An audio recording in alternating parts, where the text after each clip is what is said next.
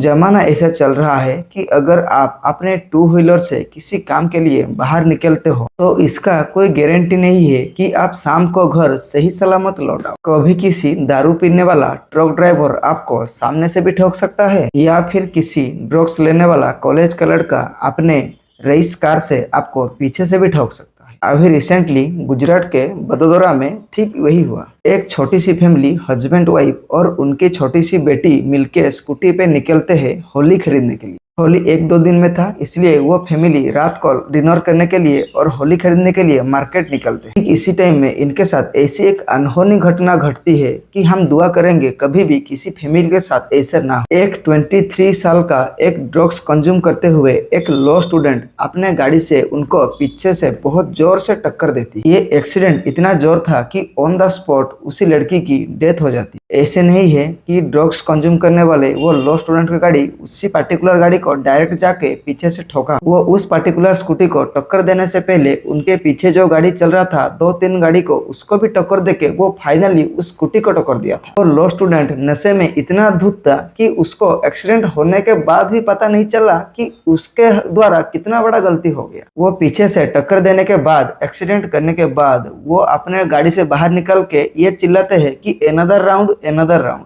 शायद उसको लग रहा था कि ये कोई रेस चल रहा था। वो नशे में इतना धुत था कि उसे सर्टेनली भी पता नहीं चल रहा था कि क्या कर दिया उसने। जो गाड़ी पीछे से टक्कर दिया उसमें एक आदमी सवार नहीं था, उसमें 2 आदमी सवार थे। एक रक्षित चौरसिया जो गाड़ी चला रहा था और उसका दोस्त जो कि कार के साइड में बैठा हुआ है। फुटेज में ये क्लियरली दिख रहा है कि जो गाड़ी चला रहा था वो पूरा नशे में ही धुत था और उसका दोस्त जो कि साइड सीट में बैठे थे वो रक्षित से थोड़ा ज्यादा होश में दिखाई दे रहे हैं। एक्सीडेंट करने के बाद उनका बेहूदगी कहाँ खत्म हुआ। पहले तो वो कार से निकलकर एनदर राउंड चिल्लाने लगे। इसके बाद हर हर महादेव भी चिल्लाने लगे। उनको कुछ भी अंदाजा नहीं था कि उन्होंने अपने गाड़ी से किसको कुचल दिया, कितना बड़ा कांड कर दिया। गाड़ी चलाने वाला इतना नशे में था इसलिए वो वहां से भागने का कोशिश भी नहीं किया। नहीं तो ऐसे केस में अगर वो गाड़ी चलाने वाला दारू नहीं पिया होगा तो ऐसे कांड करने के बाद वो जरूर भागने की ही कोशिश करता। वहां पे मौजूद पब्लिक पहले तो उनको थोड़ा मारपीट किया और उसके बाद उसको पुलिस का हवाले कर दिया। एक्सीडेंट होने के बाद गुजरात पुलिस ने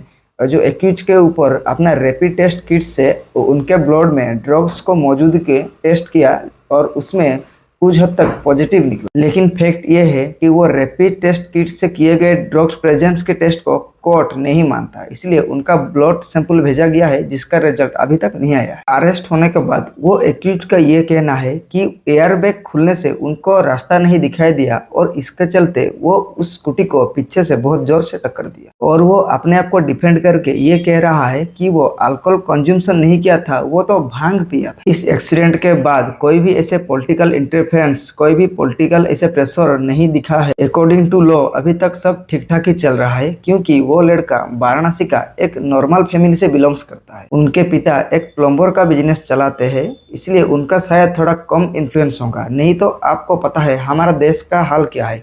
अगर ये एक्सीडेंट किसी भी रिच किड या पैसे वाले या पॉलिटिकल इन्फ्लुएंसर का कोई लड़का करता तो अभी तक मामला कैसे दबाने का कोशिश ऑलरेडी किया जा चुका हो। अभी बात करते हैं आखिर ऐसे घटना हमारे देश में क्यों अक्सर घटता है। जब भी हमारे देश में ऐसे एक्सीडेंट होता है तब उसी पर्टिकुलर टाइम में क्यों मैक्सिमम केस में वो गाड़ी चलाने वाला कोई रिच किड होता है, कोई कम एज का लड़का होता है। इसके पीछे का डायरेक्ट रीजन है हम यूथ का माइंड सेट, हमारा लाइफस्टाइल प्रेफरेंस। आजकल सभी यूथ एक इगोइस्टिक जिंदगी जीते हैं। कोई किसी को किसी से कम नहीं मानता है। दारू पीना, सिगरेट पीना, लड़की को छेड़ना, मोहल्लों में कोई काम करना, इसको ये लोग शान से करते हैं और खुद को तीसमार खान समझते हैं। अभी का जनरेशन का एक यूथ पर्सन वो किसी और यूथ पर्सन से कंपेयर करके खुद को कैसे महान मानता है आपको मालूम?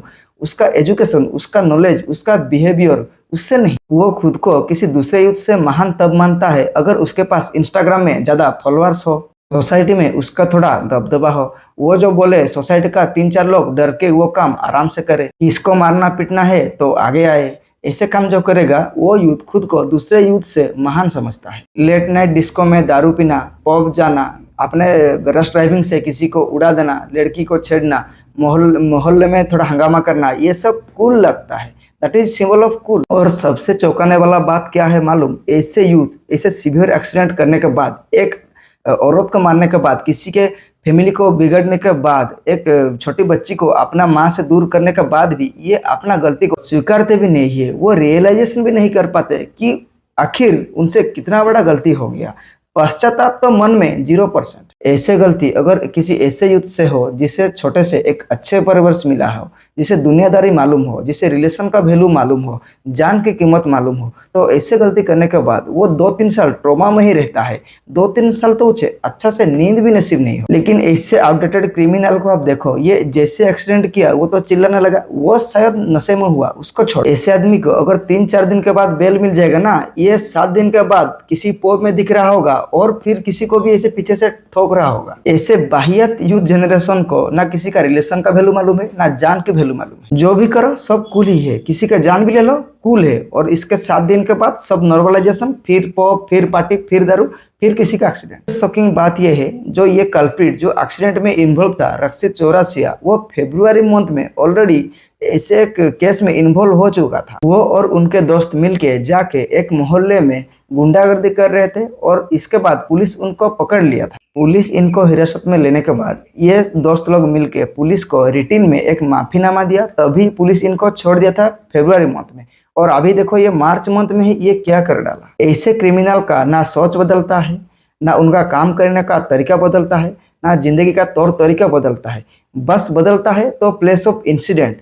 अभी किसी को एक जगह ठोकेंगे और 1 महीने के बाद किसी दूसरे को किसी और जगह ठोकेंगे। आखिर हमारे देश के लॉ एंड ऑर्डर भी ऐसे मैटर को प्रिवेंट करने के लिए किस तरह का स्टेप ले सकते हैं, वो भी कुछ नहीं कर सकते। देश का आबादी इतना है, इतना लोग भरे हुए हैं देश में, इतना क्राइम है, इतना क्रिमिनल है, वो किसको देखे। रेप मर्डर जैसा केस तो सॉल्व नहीं हो रहा है, वो कैसे प्रिकॉशन ले कि कोई गाड़ी में आके किसको उड़ा दे, वो कैसे पहले से जज कर सकते हैं। कौन किस जगह क्या करने वाला है, ये आखिर हमारे देश से लॉ एंड ऑर्डर को कैसे पता चलेगा, वो थोड़ी ही शक्तिमान है। इसीलिए स्ट्रिक्टली मेरा यही कहना है, जो चल रहा है देश में, जितना बेहूदगी चल रहा है, वो कभी सुधरने नहीं वाला होगा। तो आप अपने ओर से प्रिकॉशन लो, अपने आप को थोड़ा सतर्क रखो। और ये चीज सभी मैटर में लागू होता है, चाहे वो घर के अंदर हो या चाहे किसी ऑफिस में या चाहे रास्ते पे गाड़ी चलाते हो। कभी भी आप एक गाड़ी अगर चला रहे हो तो जितना ध्यान आपका आगे है उसका 40% ध्यान तो आपको जरूर पीछे देना चाहिए।